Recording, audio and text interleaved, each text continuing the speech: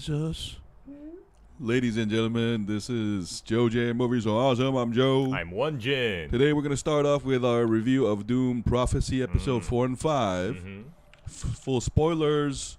I think tomorrow the finale is going to drop, so we're going to do a full season review next week. Yep.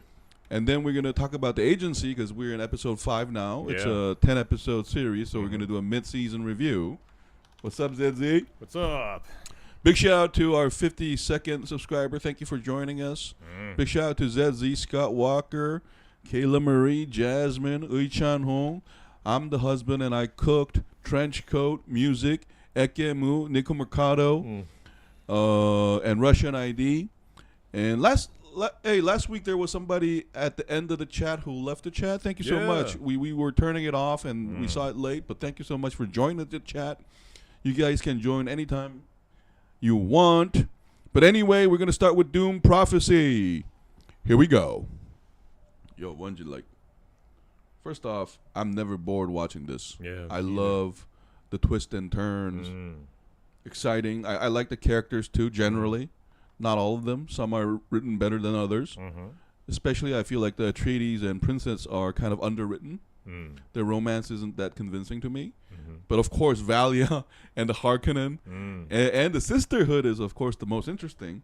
But I did kind of feel like I did wonder why the series is going to end in episode 6, though. You know, I feel the same thing. Yeah. Because now that I know that there's just one episode left, Yeah. I'm asking myself, so how is it going to finish season 1? So I feel like, Wenjin, this is my theory, but I think they were maybe too movie conscious because after watching this episode, look, the Corino new Praetorian Guard has the same Sadukar mask, and we're also supposed to think about Paul and Paul's mother. We now know that Corino's bastard son is actually from a Bene Gesserit's sister. So these are all very. Like, I felt like they were imitations of the original Dune novels and the movie we saw. And I'm like now that we're in episode 5 and we know it's ending, like I think the studio was not confident with this. That's why they did a 6 episode. And then they're like, they're just gonna like test the water, and then make their decision to go. I mean, which direction to take. It's either that or they were producing this and they saw the movie and they changed everything. Oh, okay. That could also make sense. Yeah, because I feel like up to episode 3, I wasn't so sure, but up to 5, like the shadow of the movie is all over this place. We're supposed to think about the movie, about Paul, and, you know, because Desmond is almost like a Paul figure now. We now know that he's actually, just like Paul in the movies, actually has Harkonnen and Atreides blood. And, I mean, but I want to praise the overall excitement value of the series though, because the actings were great, especially Valia, of course, and Tula. And I do love the thinking machine stuff too. I love what they do with the Abomination, because you know how Lila is called Abomination. Yeah. Spoilers for Dune Messiah, but later somebody that happens again. Yeah, exactly. So see, as a Dune novel fan, I didn't read this Brian Herbert one. I read Frank Herbert's novel. I like the nod, but I'm like, but you got to stand on your own feet though. You know, like.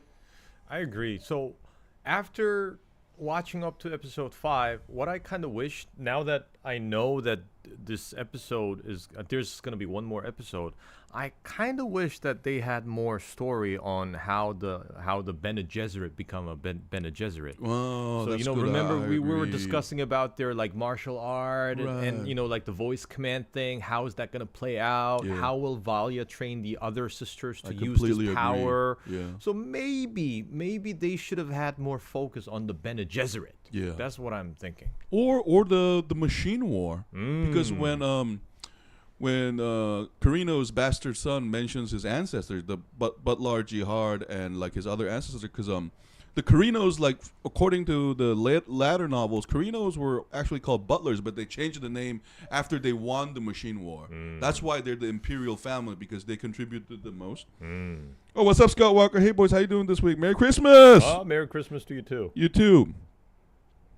Yeah, maybe. Hey, maybe we should do the Christmas Let's Talk this week then. Yeah. Yeah. Because So next week is Christmas. Right. That's what I mean. This is the time to do it. So Walker, we're gonna do a review of Dune Prophecy and then a review of The Agency. These are 2 separate shows, and then we're gonna do a Christmas Let's Talk. Okay, man? So hold tight.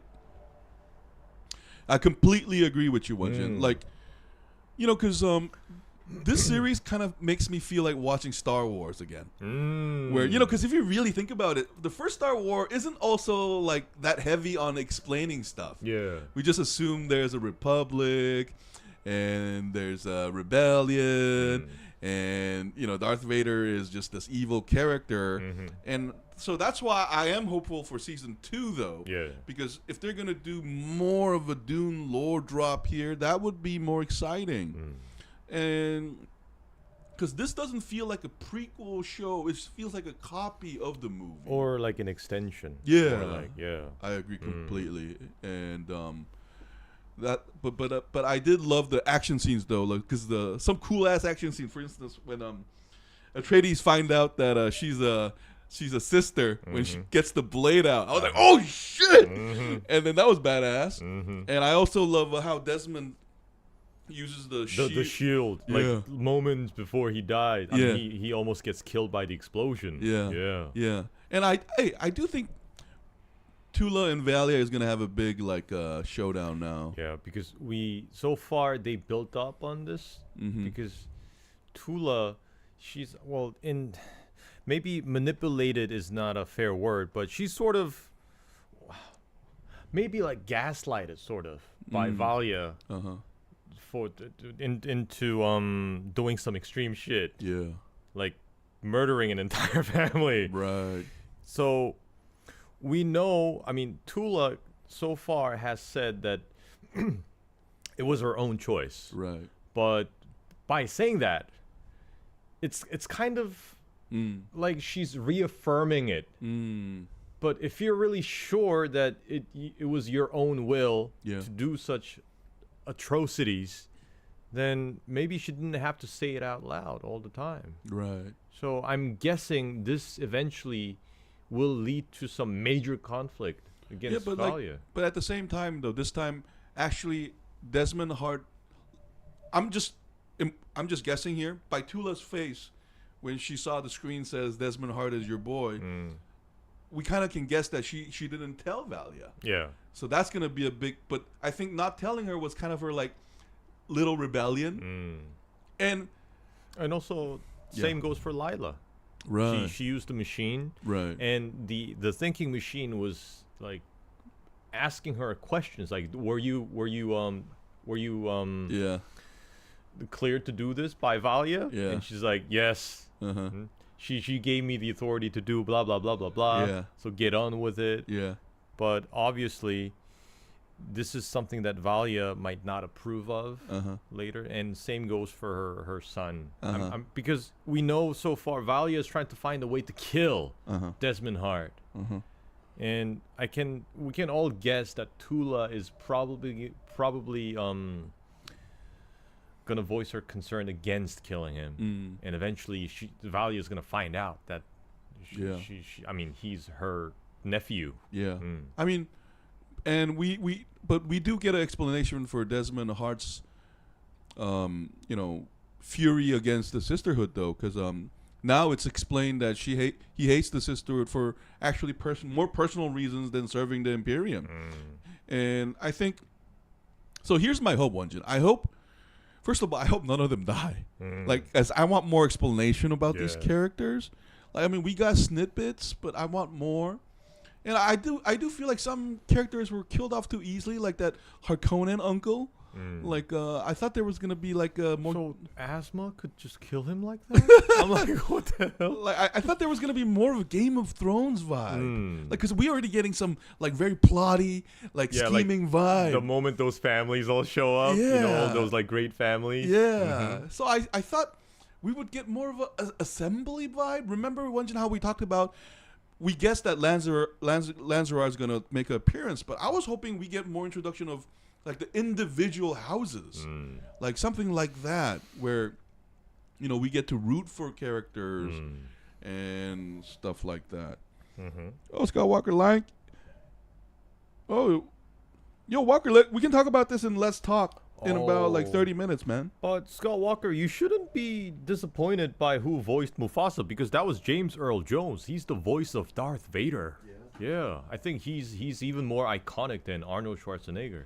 For voice acting. Yeah, for voice acting. Yeah.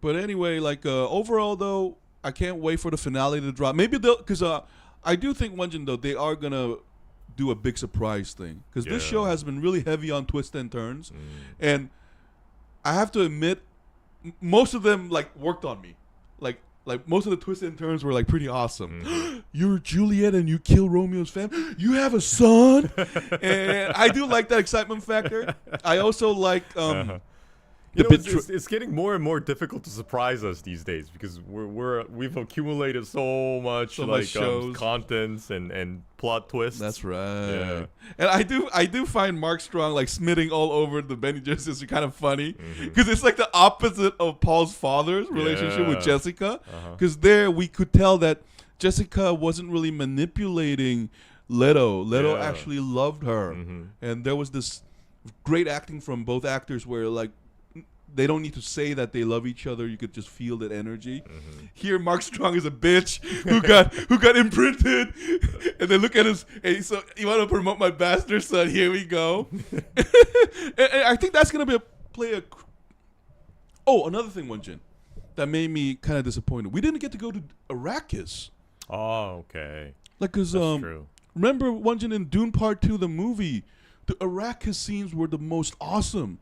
That's where everything is. But maybe I guess it's a budget thing. Yeah, it's probably a budget thing. Yeah, because like the thinking machines were cool as fuck, and then they just use small. Oh, but the reveal was good that it was like a machine-made virus. So my theory about Desmond being like Leto second was wrong. He was using like actual poison. So everyone here cheats. Everyone here is a cheater. No one is supposed to use the thinking machine. But I did have a question though. Why aren't the proto Sardaukar? Did they have body like shield on? I couldn't see it. They were getting their throats cut easily, and I don't think so. Maybe it'll take time for them to evolve into the Sardaukar that we know in the movie. So maybe this is just like the beginning. And I'm pretty sure with that wipeout at the club, they're gonna like learn their lesson. They're gonna like come up with new tactics.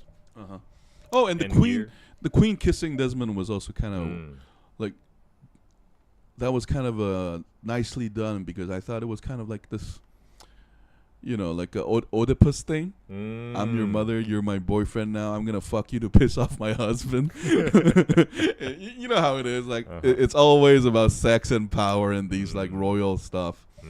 But overall,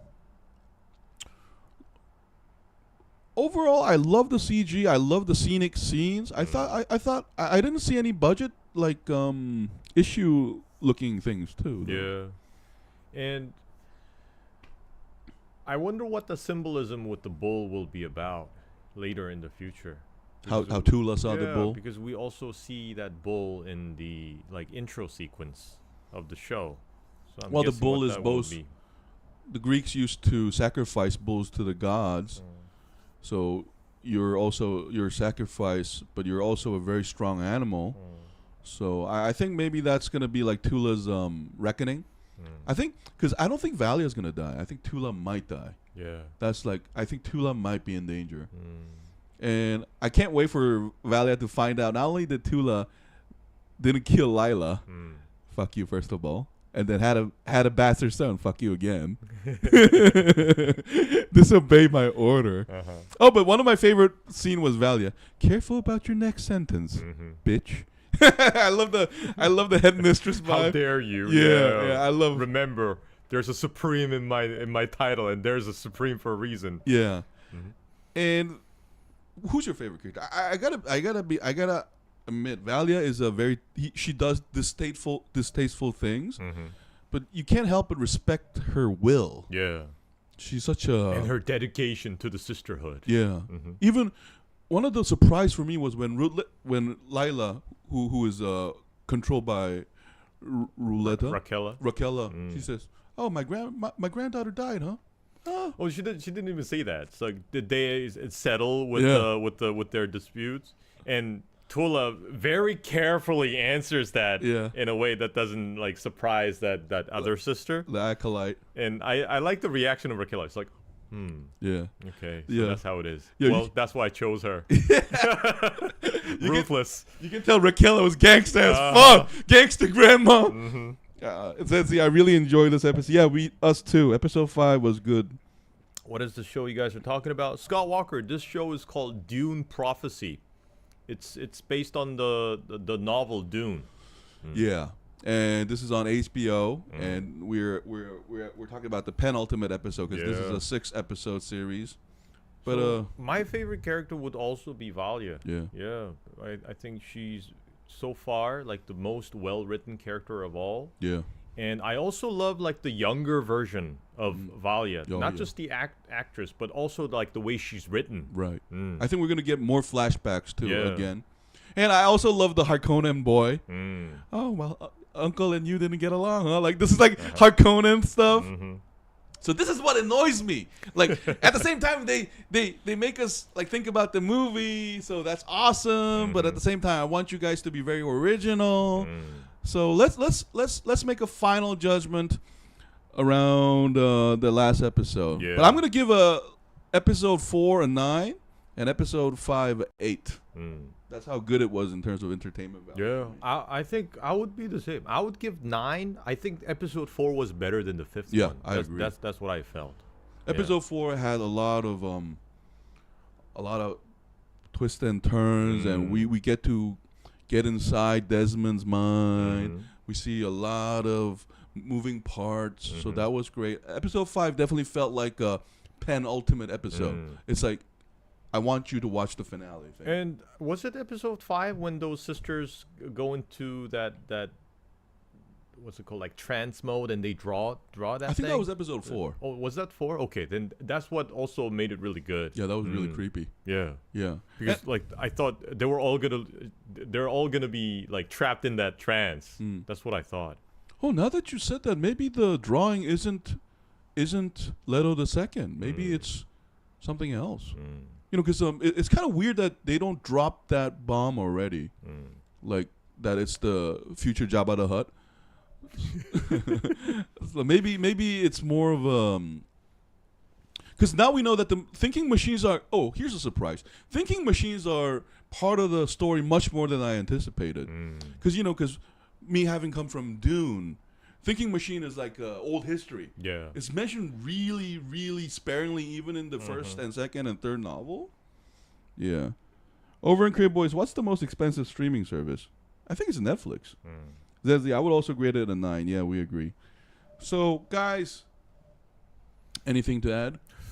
Not really. And I also especially enjoyed the scene where Lila, like, under the influence of Raquel taking over, researches about where the thread is coming from. Yeah. And I love like how she has all that vast knowledge from like the wars.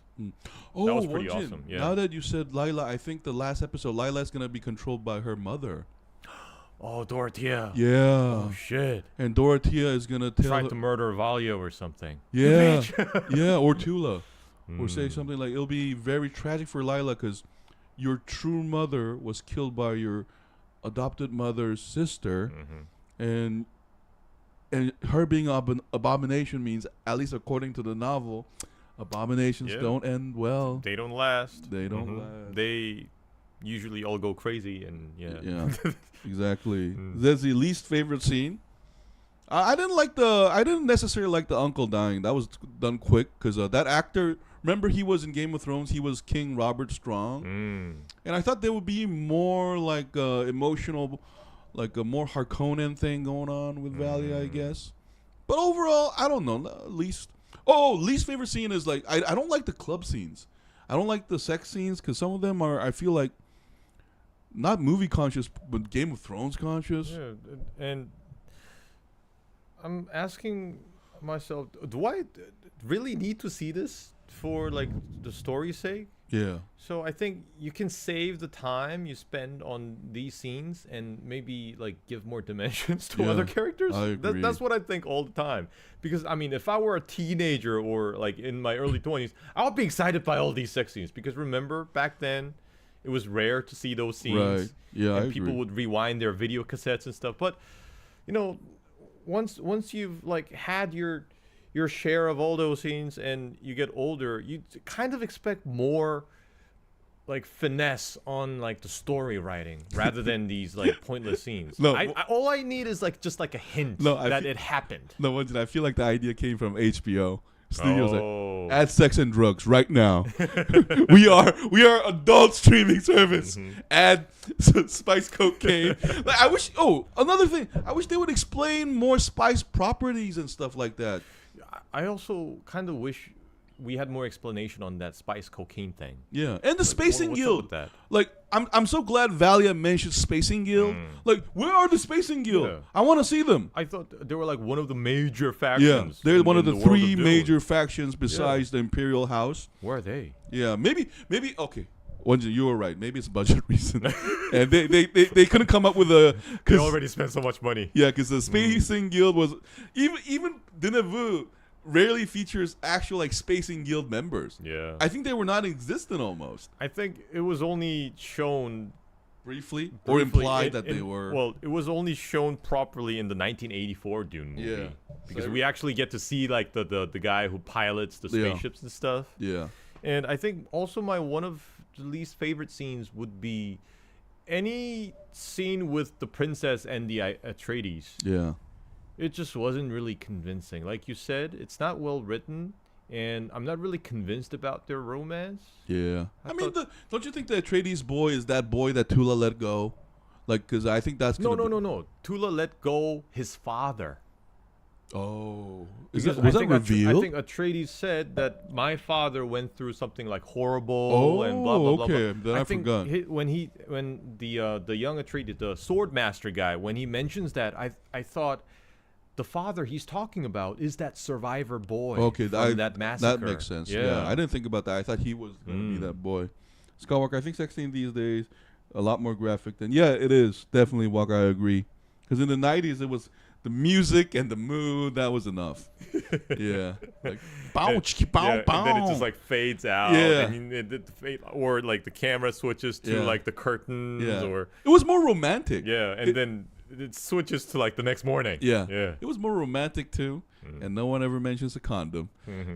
Yeah, but anyway, guys, so episode 5 is a 9. Episode No, episode 4 is a 9. Oh, I'm so sorry. Episode 5 would be an 8. Yeah. So overall, me and Wonjin, I think we're having fun with this Yeah. show. Hot scenes and romance. Yes, there was. Yeah, you're right. But anyway, guys, we're gonna take a short break, And then- we'll be right back to talk about The Agency, starring Michael Fassbender. Fassbender. Yeah. Anyway, guys, this has been Joe J Movie So Awesome. I'm Joe. I'm Wonjin. We'll see you guys in a bit. We'll be right back. Yeah, Bezos. Mar-a-Lago. Which South Korean president is late? Suck my finger. Suck my finger. Yes, Mr. Trump. Yes, yes. TRRUMP. I run.